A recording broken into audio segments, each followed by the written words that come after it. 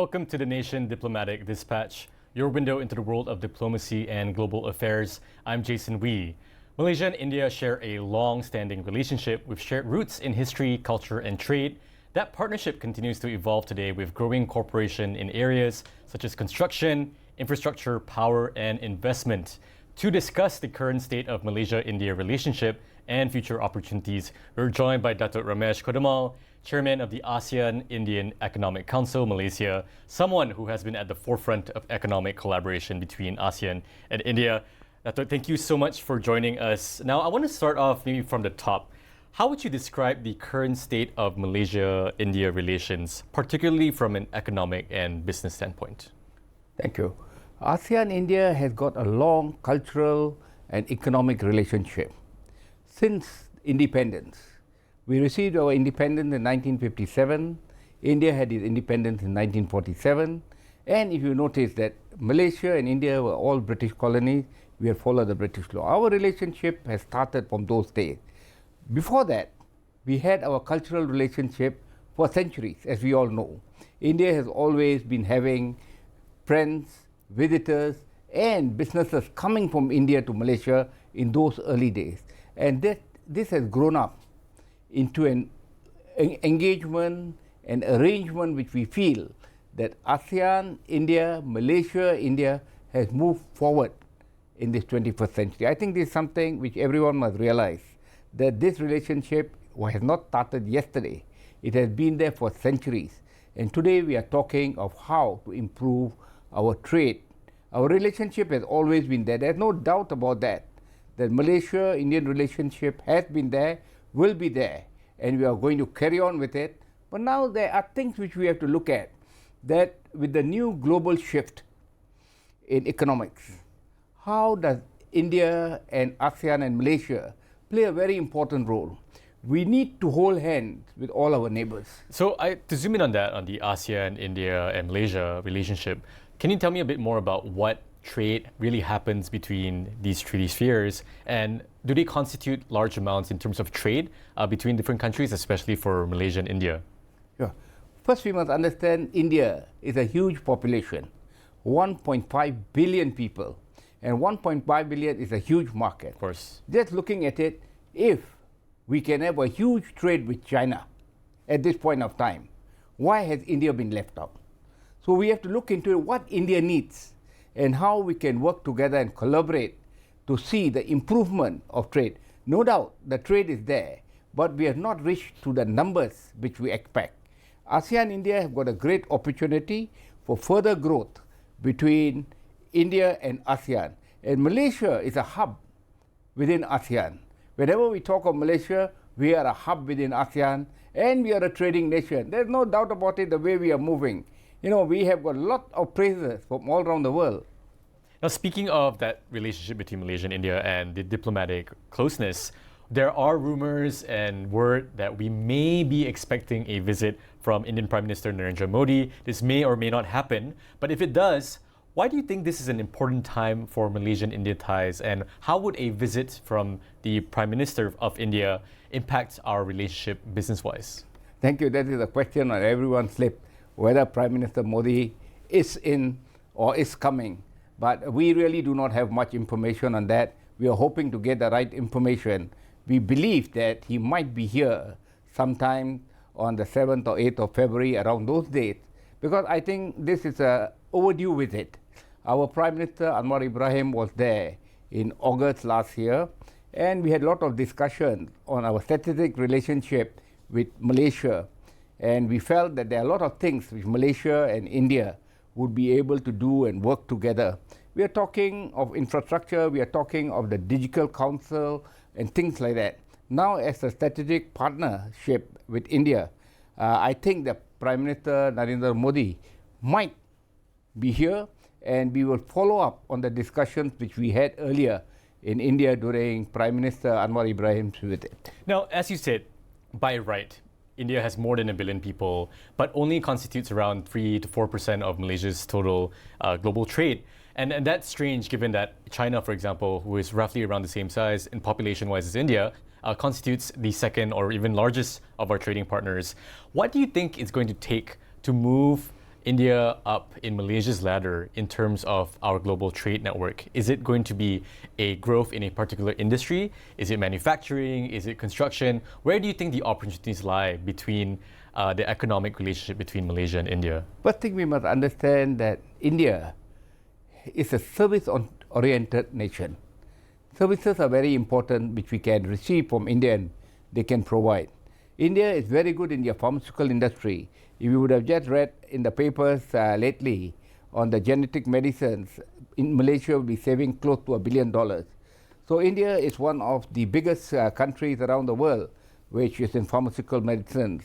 You can also see that the service sector, where you're talking of AI and digital moves which are taking place now, India is leading in that. And even these services are used by the Americans or the Europeans or the other nations.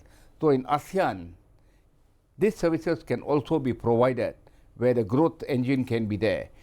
Other than that, manufacturing side, I think India can also produce lot of items which are required. India is also playing a very important role in agriculture products, where today the food industry around the world needs something. They need people to support them when there is a crisis. So India is also working on those angles. So ASEAN can start linking with India and benefiting from India's growth on various industries. At the same time, India can also work with ASEAN, with Malaysia, to provide the necessary ideas and leads which we have, and they can see how Malaysia has grown. We can provide them. Now, I really want to go a bit closer into the specific growths of these industries that you just mentioned. But you also did mention that Malaysia is positioning itself as a hub for an entry point to ASEAN. Now, we do know it's not just us that's trying this game. It's Singapore, it's Vietnam, it's Thailand that are also positioning themselves as a gateway to ASEAN. Why do you think Malaysia might have an edge when it comes to this India relationship, especially in the context where there are many other regional players that are vying for that same position as a regional hub? What is the Malaysia upper hand here? You see, that Malaysia today is a nation which has been spoken about by everyone in the world. You can see how Malaysia have moved up in their manufacturing sector, in their computer chips, microchips, or whatever you can call it. But you must understand that Malaysia has the second largest Indian diaspora in the world, which is 2.8 million people. With such relationship, closer ties, I think the movement will be closer to Malaysia coming in. So we can see that the growth is there. We in Malaysia, we play a very different role than other countries, which we have always been speaking about. We have got good relationship with China because we have got the Chinese diaspora here. We are very good with the Middle East because we have got the Islamic religion here. Today the Indian diaspora is here. So these are all advantages to Malaysia to take us up the ladder where trade is concerned. Datuk, can you give me an example of an industry that has really benefited from this close cultural relationship between India and Malaysia? Is there any one of a success story that in your mind in the past decades that have really worked? You can see a company from the Ambani Group, which is Recron here, which is in Malaysia. They are producing yarn. Because Malaysia has also got an advantage. Malaysia has got a number of FTAs and bilateral agreements with various countries. So manufacturers from India can take advantage of Malaysia to set up their factories and manufacturing plants here and benefit from this area. We have Biocon, who's producing pharmaceuticals in Johor Bahru. So there are a lot of Indian companies here, but we don't recognize them, but they are here. We can see that they are coming in, they are growing, and we hope that more would come in so that they are manufacturing what they do here, they can also re-export to India, and there's a benefit for that. Right. I think one challenge, and perhaps the naysayers would say, that maybe labor in Malaysia is getting more expensive, and there are sometimes claims of brain drain that's happening, and do we even have the correct capabilities? Do you think Malaysia is prepared to receive these forms of investments from India and expectations to be that manufacturing and knowledge hub? While you're talking on labor, there are two things towards this area. One, we are looking at the new AI trend, where we are trying to cut down labor, and we are trying to see how industries can move on a different level. Labor-intensive areas, I think, like textile industry is a very labor-intensive area. So Malaysia doesn't have much of those kind of industries now. So what we can do is we can do products which are labor intensive. We also can start investing in India, getting a joint ventures to work with the Indians and market our products around the world. All right. Thank you so much, Dato. We're going to go for a short break, but when we come back, I really want to zoom in on what you just said and really dive deep and examine the implications for the subcon industry, construction and manufacturing, as you mentioned. We're going to go for a break. Don't go anywhere. We'll be right back.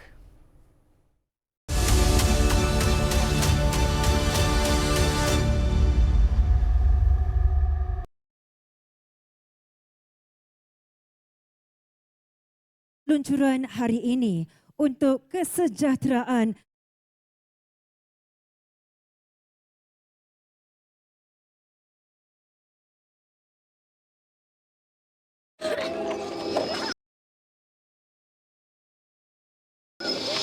Itulah, Abah.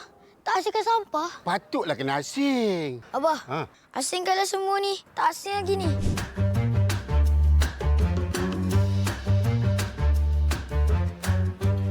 Masa untuk kita asingkan, bumi pun nak healing kan?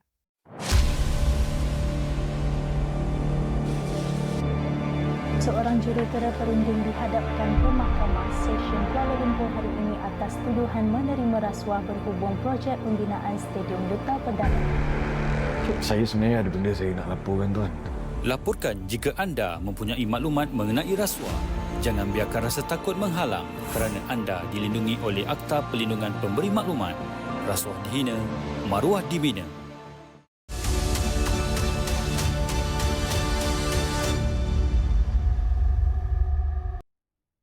Welcome back. You are watching The Nation Diplomatic Dispatch. We are speaking with DATUK RAMESH KODAMMAL, Chairman of the ASEAN-India Economic Council, on the relationship between Malaysia and India's economic future.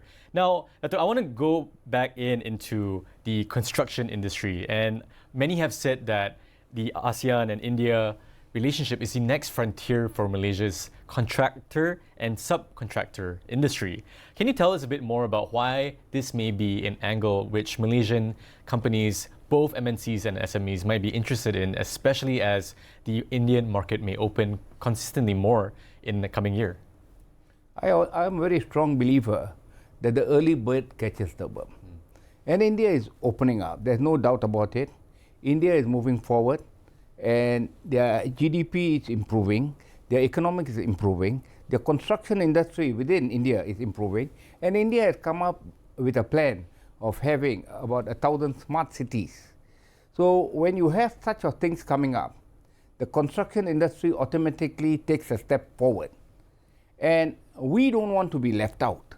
As Malaysians, we don't want to be left out, and we feel that the subcontractors in Malaysia should play an important role. We have got big construction firms who are already having projects overseas and they are doing it. But the subcontractors must be pushed forward, because when we talk of subcontractors, we base them as SMEs actually. So these SMEs or subcontractors who can find jobs, not only doing it, but linking with some of the contractors in India, can have a better know-how of how to move further during the next decade or 2 decades of India's progress and take an opportunity to benefit from it. I mean, of course, easier said than done, right, Dato? I mean, 2/3 of Malaysian exports to India in the construction and manufacturing industry are largely, from my understanding, is linked to MNC firms. These are big firms rather than the subcon industry that are SMEs. What do you think are the capabilities we need to build for our subcon SMEs in order to access these markets and opportunities?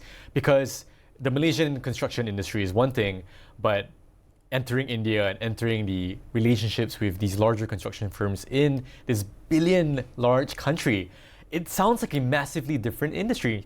How are we going to be able to adapt and grow? Yes. The question which you have put forward is right, but there is a start of doing something. These contractors, subcontractors, must start linking with each other. That's why we have come up with a special conference and a forum which we are going to have on the 11th and 12th of February at the PWT Center. Indian subcontractors are coming in, Malaysian subcontractors will be meeting them. We have got subcontractors coming in from ASEAN. So how are they going to work together and move forward? That is important. So something must be put forward to them. So we have to tell them that this is an opportunity, start moving towards it. Sometimes I always try to understand and think to myself, an elephant can carry one log of wood, but the ant can carry its weight more than 10 times its weight.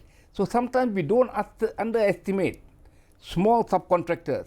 When they grow, they can grow into big contractors and do bigger things when they have an opportunity. This is what I feel. Can you give us an example of where this has worked, where subcontractors in Malaysia and larger contractors in India have really worked together? Because one of the risks, especially when two different markets try to link up, is the risk of duplication, right? Where we both actually do the same thing and we're not diversifying the amount of skills or competencies that would allow us to be better firms.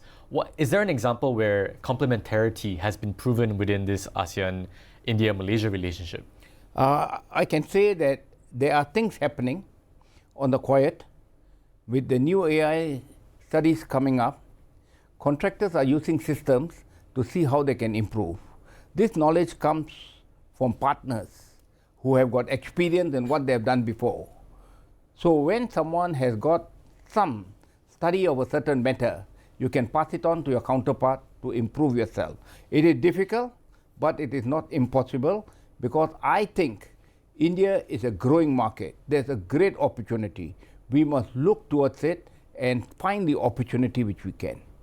Right. And you mentioned as well, not only just about construction, but pharmaceuticals, manufacturing, and agriculture writ large.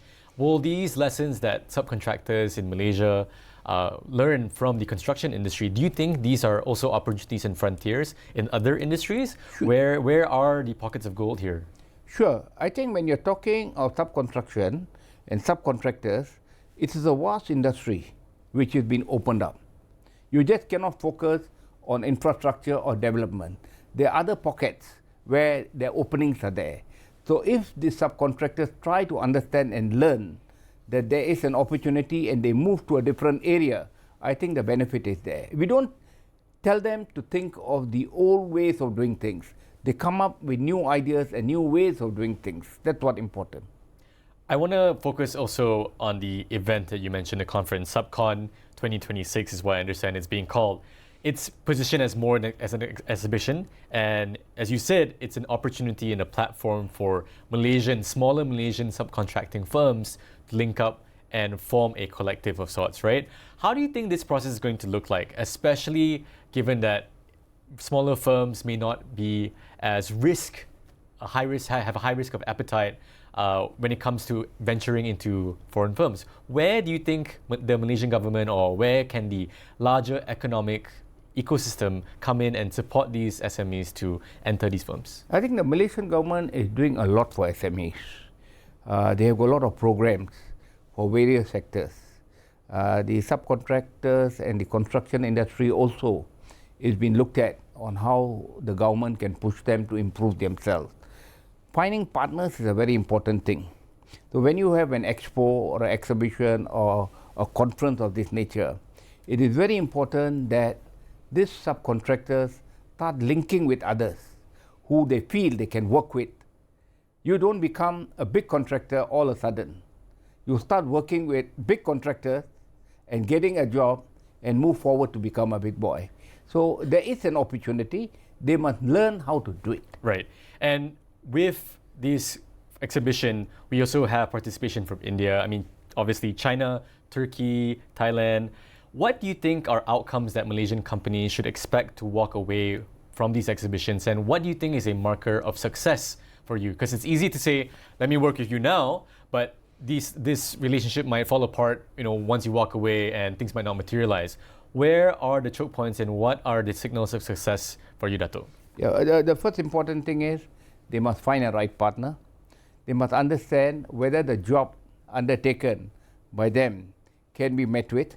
There are also financial issues when you are talking of contracts to subcontractors. They must see that the opposite person is able to support them to work together and then move forward. Subcontractors are not only from India, they come from other ASEAN countries. So you can also start looking at how you are going to work with your ASEAN counterparts, as ASEAN too is growing with a population of 700 million. So this is a thing which the future, these subcontractors from Malaysia can work together, improve themselves to become global contractors. There isn't a platform today which I feel that the contractors, subcontractors can be taken to a global space. So these are small things which we are trying to put in an effort. Start with India, start with ASEAN members, get them together and move forward.